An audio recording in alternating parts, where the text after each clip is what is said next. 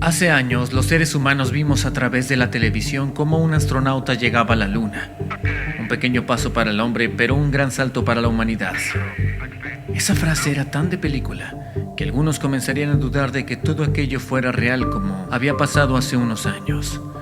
Un tiempo atrás, la Luna habría sido objeto de una hazaña todavía más grande. En los periódicos se hablaba de un científico que se había percatado con todo y evidencia de que la Luna tenía vida. Y es que la Luna ha sido objeto de ciencia ficción desde que existe la ciencia ficción, pero lo escrito en 1835 sobrepasaría los límites de la verdad. Se convertiría en una evidencia sostenible para casi toda la población. La Luna estaba llena de vida. En aquellos años, la prensa era el medio de comunicación masivo más grande jamás inventado. Eran impresos que la información llegaba a la gente y en periódicos se decían las noticias o lo que se creía que eran noticias. Era algo así como un portador de posibles falsas noticias, fake news, que no podían ser descubiertas a menos de que fueras al lugar de los hechos. Y en el siglo XIX no era nada fácil recorrer distancias largas. Muchos días, incluso meses o años, y por supuesto algo de dinero, tomaría recorrer tan solo el país natal. Entonces, los periódicos eran un medio bastante creíble, o por lo menos difícil de desmentir. Así, una historia increíble estaba por escribirse. Todo comenzó en Escocia, en donde en una revista científica de entonces mucho renombre se publicaba un artículo llamado Grandes Descubrimientos Astronómicos. En el artículo escrito por el Dr. Andrew Grant se leía algo increíble. Hay vida en la Luna y además tenemos evidencia de ello. La hemos visto con nuestros propios ojos. Tales descubrimientos habrían sido hechos por Sir John Herschel, quien era un destacado astrónomo de la corte inglesa, quien había viajado hacia un año al Cabo de Buena Esperanza, en Sudáfrica, con el fin de catalogar las estrellas del hemisferio sur. Sin embargo, estaba a punto de hacer el descubrimiento más grande de la historia.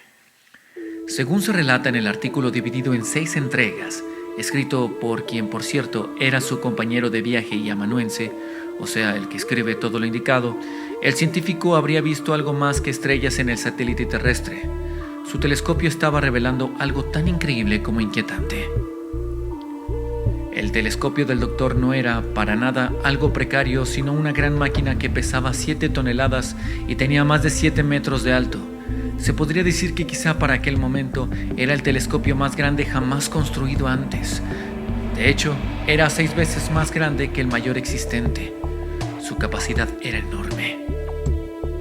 Y es en este momento de la historia en el que los periódicos, las noticias, se hacen presentes. En un artículo publicado por el New York Sun, una historia fantástica, alucinante, comenzaría a convertirse en una difusa verdad, borrascosa, pero finalmente una verdad. El científico afirmaba que en su telescopio había visto que había agua en la Luna. De por sí tal descubrimiento ya era inaudito, pero lo que afirmó después puede sonar risible ahora, pero en aquel entonces fue muy real. La descripción de lo que sus ojos veían era asombroso.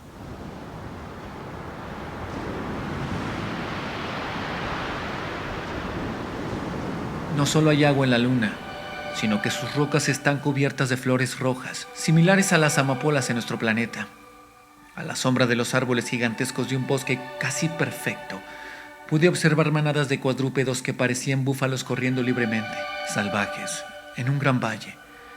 Y cuanto más observo, más me doy cuenta de que también hay una especie de cabra. Son varias de ellas, tienen cuernos azules, pero no reconozco algo más, pues veo una extraña criatura anfibia de forma esférica que va a gran velocidad por la playa de piedras de distintos colores.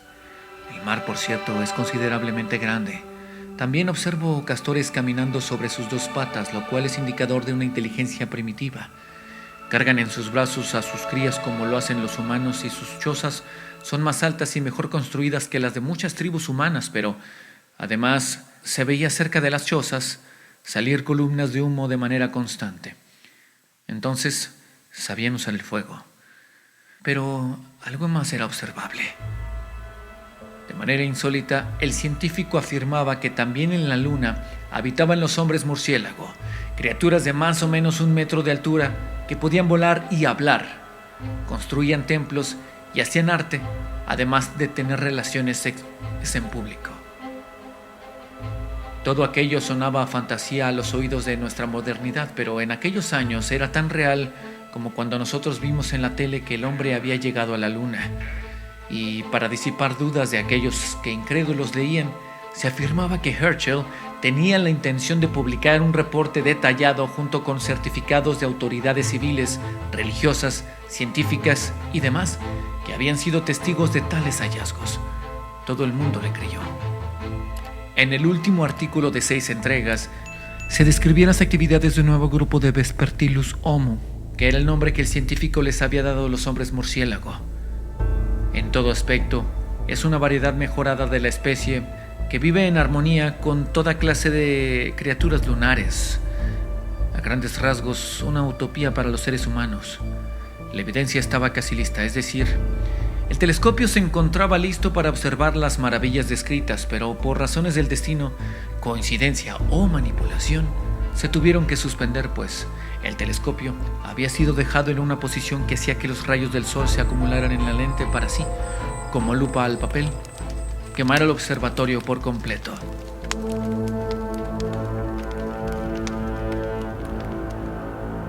La serie causó tanto revuelo que el 90% de la población, según algunas estimaciones, se creyó todo, sin dudar. Además, el artículo fue reeditado por periódicos rivales y reimpreso para millones de personas. El caso llegó incluso a ser un tema de conversación en la Universidad de Yale. En algunos periódicos se mencionaba que estábamos en una nueva era de la astronomía y la ciencia en general, el descubrimiento más increíble de todos los tiempos. Pero, naturalmente, no era verdad. Aunque entonces lo fue y quizá hubo gente que se fue de este mundo creyendo en ello, y como las mejores mentiras, esta tenía toques de realidad para hacerla más creíble. Herschel estaba en Sudáfrica observando el firmamento, pero su telescopio era pequeño y no tan sofisticado. Su acompañante era Andrew Grant, pero era una persona ficticia, como todo lo demás, con el artículo de la revista de ciencia que, por cierto, había sido descontinuada 2 años atrás. Una gran historia que al haber sido publicada en un periódico se regó como una verdad. El autor intelectual de tal obra fue el británico Richard Adams Locke, descendiente de John Locke, el filósofo, y graduado de la Universidad de Cambridge, que acababa de ingresar a las filas del New York Sun. El diario en el que el artículo fue publicado por primera vez había sido fundado 2 años antes por Benjamin Day y era un periódico que estaba dirigido a la gente común. Y es que ellos sabían que necesitaban una gran historia para destacar y el New York Sun tomaría la popularidad que necesitaban. Por suerte, Locke había estado leyendo sobre astronomía. Todo lo demás, literalmente, es historia. La noticia ya había sido replicada por todo el mundo. Aquello se había salido de control. A pesar de que Locke no quería revelar la verdad, finalmente lo haría, pero en el proceso sucedieron cosas que, tan relacionadas con nuestra naturaleza, se harían evidentes. Por fin el ser humano había descubierto que había vida en la luna. ¿Qué sigue? En Estados Unidos, grupos religiosos estaban recaudando dinero para llevar Biblias a la luna y la sociedad filántropa organizó reuniones para aliviar las necesidades de la gente de la luna y, sobre todo, abolir la esclavitud si es que existiese entre sus habitantes. Para cuando la serie terminó, el New York Sun era el más leído en todo el mundo y, para consuelo de Locke, hubo muchos que supieron que era una sátira. El diario, sin embargo, nunca reconocería la mentira. Algunos autores de la época, por ejemplo Edgar Allan Poe, se dieron de inmediato cuenta al leer todos los artículos que aquello era una sátira. No había nada que temer. ¿O sí? Algunos otros en nuestra modernidad afirman que esto no fue sino un experimento social para ver la reacción de la población ante una verdad tan grande como que hay vida en la luna o en otros planetas. La reacción naturalmente fue de conquista e invasión. Seres humanos. Bastó la imaginación y una pluma para regar una falsa verdad, pero ¿cuál es la verdad? ¿Será que con los años se sabrán nuevas verdades? ¿Será que con el tiempo habrá quizá un video hablando de cuando los humanos creímos que habíamos ido a la luna? Eso solo el tiempo lo sabrá. El mundo entero y sus historias caben en este pequeño rincón. Gracias por visitarme.